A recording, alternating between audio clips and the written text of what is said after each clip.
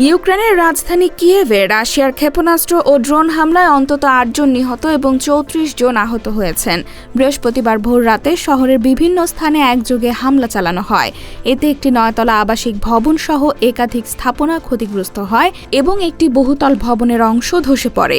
ধ্বংসস্তূপে আটকে পড়াদের উদ্ধারে অভিযান চলছে। হামলার কয়েক ঘণ্টা আগেই প্রেসিডেন্ট ভলোদিমির জেলেনস্কি গোয়েন্দা তথ্যের ভিত্তিতে সম্ভাব্য ব্যাপক রুশ হামলার বিষয়ে দেশবাসীকে সতর্ক করেছিলেন এবং নিরাপদ আশ্রয়ে থাকার আহ্বান জানান। তিনি অভিযোগ করেন, ইউক্রেন শান্তি আলোচনায় আগ্রহী হলেও রাশিয়ার প্রেসিডেন্ট ভ্লাদিমির পুতিন যুদ্ধ বন্ধে অনাগ্রহী। হামলার সময় আতঙ্কিত কিয়েভবাসী ভূগর্ভস্থ মেট্রো স্টেশনগুলোতেও আশ্রয় নেন। পরিস্থিতির প্রেক্ষিতে প্রতিবেশী পোল্যান্ড সতর্কতামূলক ব্যবস্থা হিসেবে সাময়িকভাবে যুদ্ধবিমান মোতায়েন করলেও পরে আকাশসীমায় কোনো লঙ্ঘন না পাওয়ায় সেগুলো ফিরিয়ে নেওয়া হয়।